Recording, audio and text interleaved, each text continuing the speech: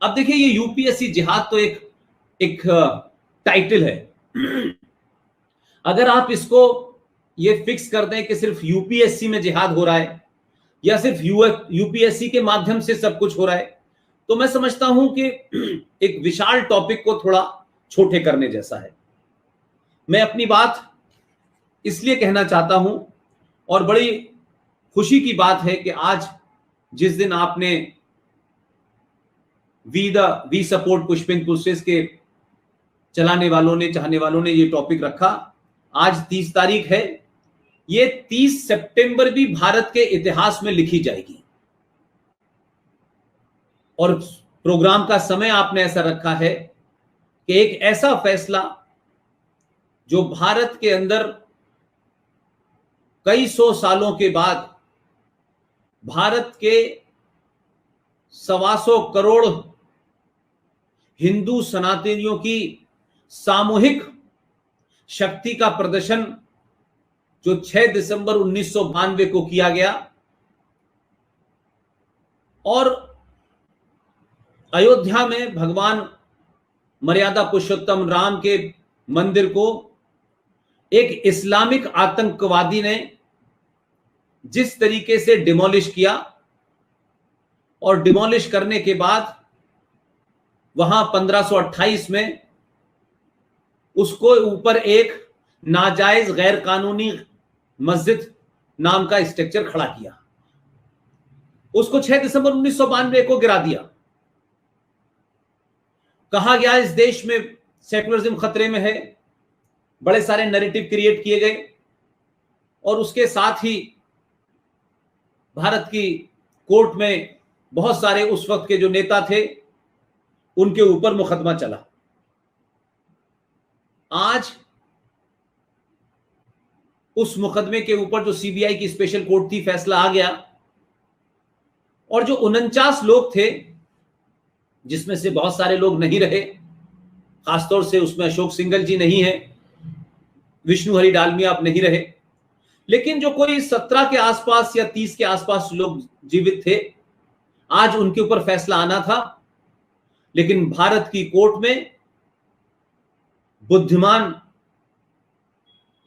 जज ने एक ही मिनट में इसे खारिज कर दिया और कहा कि जिनको भी आरोपी बनाया गया, जिनको भी 70 सालों में इस देश के जिहादियों ने, वामपंथियों ने और लिबरल के नाम में जो मुहिम चलाई, कुछ अखबारों ने मुहिम चलाई और अलग अलग संगठनों ने मुहिम चलाई कि इस देश के उन लोगों को बदनाम कर दिया जाए और किसी भी तरीके से उनके पॉलिटिकल कैरियर को खत्म किया जाए, लेकिन ऐसा हुआ नहीं। और आज कोर्ट ने पिछले 6 दिसंबर 1992 से लेकर के 2030, तो कुल मिलाकर के 32 साल के बाद यह आया फैसला, उसने ये बता दिया कि आप समाज में भ्रम फैला सकते हैं, बदनाम कर सकते हैं, आप किसी का राजनीतिक कैरियर समाप्त कर सकते हैं, लेकिन भारत की कोर्ट ने आज फैसला देकर के सबसे इंपॉर्टेंट इस आंदोलन का जो लीडर थे वो तो एल के अडवाणी थे, लेकिन इस 6 दिसंबर की घटना में जो सबसे बड़ा हिंदू हृदय सम्राट, जिस आदमी ने अपनी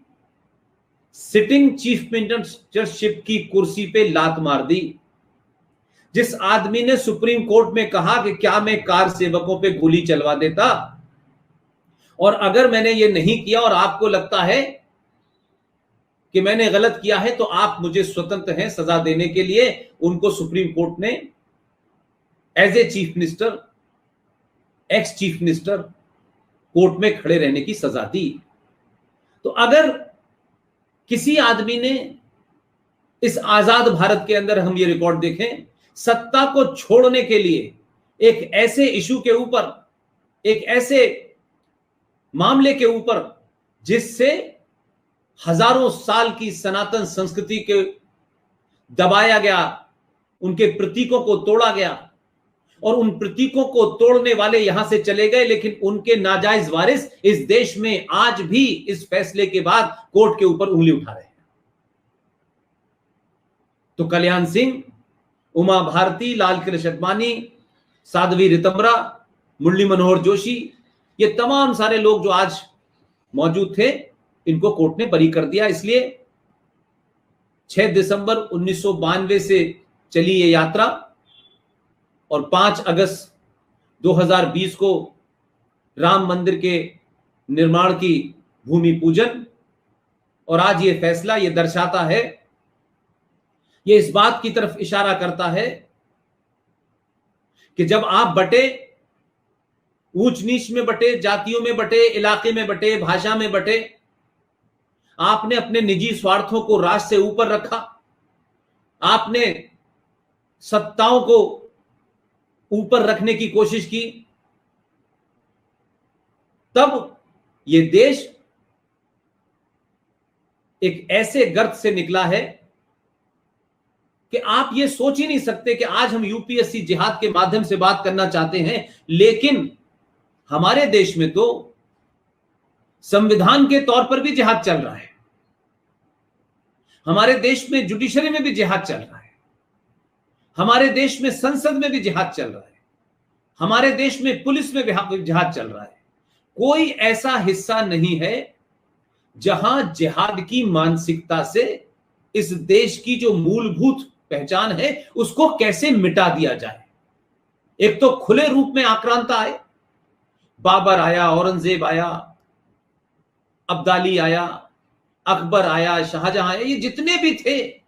ये तो खुले रूप में लुटेरे आए थे और ये लूट यहां से लेकर के वहां चले गए।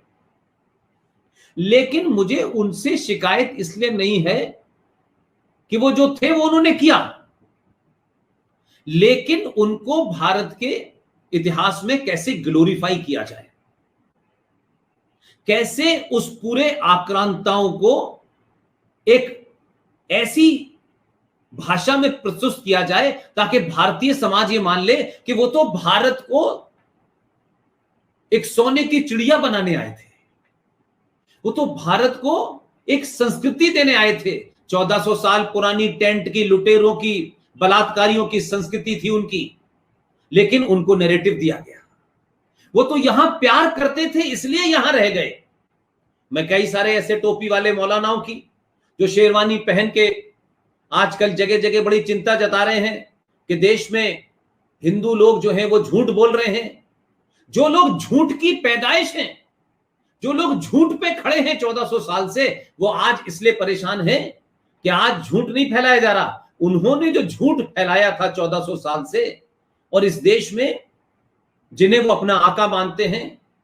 जिस ताजमहल को वो अपने पूर्वजों का पहचान मानते हैं, जिस बाबरी मस्जिद को मानते थे, जिस मथुरा में कृष्ण जन्मभूमि में ईदगाह में जिस औरंगजेब ने 1670 के अंदर किस तरीके से राम कृष्ण जन्मभूमि पे कब्जा किया, किस तरीके से काशी के अंदर तोड़फोड़ की, ये मक्कार मुसलमान इस देश का आज भी ये चाहता है कि मुगल जो आए थे उनकी विरासत के माध्यम से भारत में यहां की 100 करोड़ हिंदू जनता को मूर्ख बनाओ और बार बार उन्हें यह एहसास कराओ कि देखो हम मुसलमान, औरंगजेब मुसलमान, बाबर मुसलमान, अब्दाली मुसलमान, अकबर मुसलमान, शाहजहां मुसलमान, हम सब एक ही हैं और वो हमारे पूर्वज थे। लिहाजा वो पूर्वजों की जो टूटी फूटी यहां बिल्डिंगें हैं, किले हैं,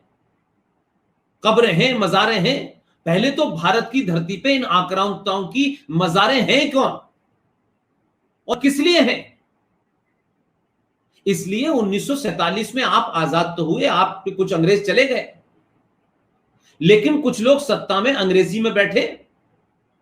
और कुछ लोग भेष बदल करके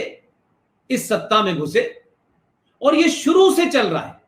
इसलिए आज जब यूपीएससी का जिक्र आता है तो मुझे कोई ताज्जुब नहीं लगता। ये बात जरूर अलग हो सकती है कि सुदर्शन टीवी के मालिक सुरेश चौहान के ने जो इन डेप्थ उसमें रिसर्च करके जो चीजें सामने रखी, आज देश उससे दो चार हो रहा है, उसको समझ पा रहा है। लेकिन ये एक ही क्षेत्र है, लेकिन ये एक क्षेत्र किस तरीके से आने वाले 50-50 सालों में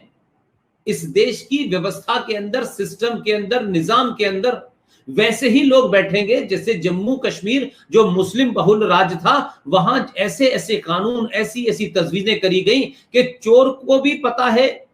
कि हम पकड़े नहीं जाएंगे और पुलिस को यह पता है हमें इन्हें पकड़ना नहीं है। तो जब निजाम इस तरीके का होगा तो आप सत्ता पे किसी को बिठाइए, नहीं बिठाइए, उससे क्या फर्क पड़ता है? क्या आज भारत में 400 से ऊपर डिस्ट्रिक्ट हैं? क्या हर डिस्ट्रिक्ट में प्रधानमंत्री को, केंद्र सरकार को पता है क्या हो रहा है? लिटरली इस देश में व्यवस्था जो है वो चलाती है देश को।